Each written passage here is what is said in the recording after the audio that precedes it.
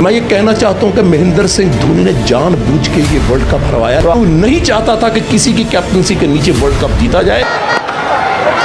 Yeah, they got to push for two. Who's going to cover the keeper's stumps? They're going to go. 2019 का world cup semifinal हम MS Dhoni की वजह से हारे हैं। अगर MS धोनी उस मैच में डाइव लगा देते तो हम वो वाला मैच जीत जाते। अगर MS धोनी उस मैच में स्लो पारी न खेलते तो हम उस वाले मैच को नहीं हारते। MS धोनी ने जानबूझकर वो वाला वर्ल्ड कप हराया है। ये सब मैं नहीं बल्कि इंडिया के टॉक्सिक फैंस कह रहे हैं। अगर आप किसी से पूछोगे कि हम 2019 का वर्ल्ड कप किसके वजह से हारे हैं तो सबके मुंह पर एक ही जवाब होगा, MS धोनी। लेकिन मेरे अकॉर्डिंग इसमें MS धोनी की कोई गलती नहीं थी। वो कैसे, आइए जानते हैं इस डिटेल्ड वीडियो में।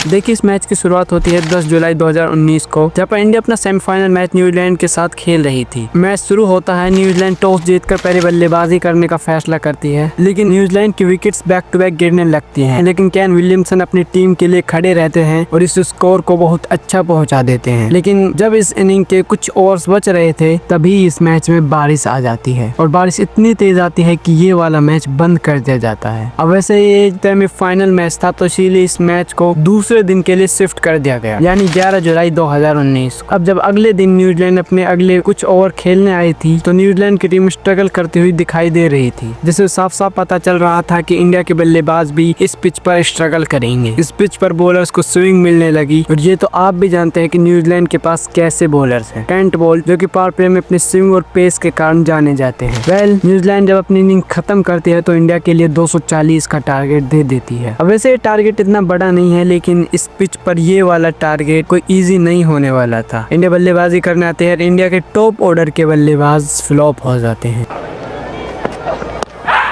Oh, that's close, very close indeed. Gone. Yeah, looked good. यहीं से पता लग जाता है कि टीम इंडिया ये वाला मैच नहीं जीतेगी। अब जब इंडिया के टॉप ऑर्डर के बल्लेबाज एक एक के स्कोर पर आउट हो जाते हैं तो इंडिया अपनी सबसे बड़ी गलती कर देती है, क्योंकि टीम इंडिया का मैनेजमेंट नंबर 5 पर दिनेश कार्तिक जैसे प्लेयर को भेजता है। अब ये तो आप भी जानते हैं कि दिनेश कार्तिक आते ही सिर्फ बड़े शॉट्स खेलते हैं और उसका मिडिल ऑर्डर में आना ये इंडिया की हार का एक रीजन था। और दिनेश कार्तिक 25 बॉल में 6 रन बनाकर आउट हो जाते हैं। अब इंडिया की 4 विकेट्स चली गई थी और क्रीज पर मौजूद थे ऋषभ पंत और हार्दिक पांड्या, जिन्होंने एक पार्टनरशिप तो बिल्ड की लेकिन वो ज्यादा देर तक नहीं चल पाई और हार्दिक पांड्या भी अपने हिटिंग के चक्कर में विकेट दे जाते हैं। अब जब हार्दिक पांड्या आउट हुए तो उसके साथ साथ ऋषभ पंत भी जल्द ही आउट हो गए और अब टीम इंडिया को 120 गेंदों के अंदर 148 रन चाहिए थे और क्रीज पर मौजूद थे MS धोनी और रविंद्र जडेजा। अब सबको इतनी उम्मीद नहीं थी क्योंकि इन बल्लेबाजों के बाद अब टीम इंडिया के पास कोई बल्लेबाज नहीं बचा था। जडेजा और MS धोनी टीम इंडिया के लास्ट बैट्समैन थे। अब जब टीम इंडिया की जो उम्मीदें थी वो खत्म हो चुकी थी, लेकिन रविंद्र जडेजा की इस इनिंग ने एक बार फिर से टीम इंडिया की उम्मीदों को जगाया था। ऐसा लग रहा था कि मानो रविंद्र जडेजा और MS धोनी इस मैच को फिनिश कर जाएंगे, क्योंकि एक छोर से जहाँ MS धोनी स्ट्राइक रोटेट कर रहे थे वहीं दूसरी तरफ रविंद्र जडेजा अपनी हर दूसरी बॉल पर शॉट्स लगाते हुए दिख रहे थे। इसके बाद जडेजा अपनी 50 कंप्लीट करते हैं और उसके कुछ ही देर बाद जडेजा अपनी विकेट दे जाते हैं और यहाँ से आता है टीम इंडिया की हार का एक सबसे बड़ा रीजन। जडेजा के बाद अब टीम इंडिया के पास कोई बल्लेबाज नहीं था MS धोनी के अलावा, और MS धोनी भी अकेले क्या कर सकते थे क्योंकि उनके साथ कोई ऐसा बल्लेबाज नहीं था जो उन्हें स्ट्राइक रोटेट कराने में अच्छे से मदद कर सकता था। अब जब जडेजा आउट हुए तो उसके बाद टीम इंडिया को 12 गेंदों के अंदर 31 रन चाहिए थे। जडेजा के विकेट के बाद MS धोनी बिल्कुल ही स्लो खेलने लग गए, क्योंकि उन्हें पता था कि मेरी विकेट के बाद अब कोई भी बल्लेबाज इंडिया के पास नहीं बचा है। और ये तो आप भी देख सकते हो, MS धोनी चाह रहे थे कि मैं किसी भी ऐसी बॉल को टच ना करूं जिसपे मेरी विकेट गिरे, और MS धोनी की इनिंग में ये चीज साफ साफ नजर आ रही है, क्योंकि MS धोनी ने 71 गेंदों के अंदर सिर्फ 50 रन की पारी खेली हुई थी। अब इस चीज से इतना हैरान होने वाली बात नहीं है, MS धोनी की ये स्ट्रेटेजी पहले भी MS धोनी के काम आ चुकी है। एग्जाम्पल आपको इंडिया वर्सेस श्रीलंका का वो फाइनल मैच, जहाँ पर MS धोनी लास्ट में वो 6 लगाकर इस मैच को फिनिश करते हैं।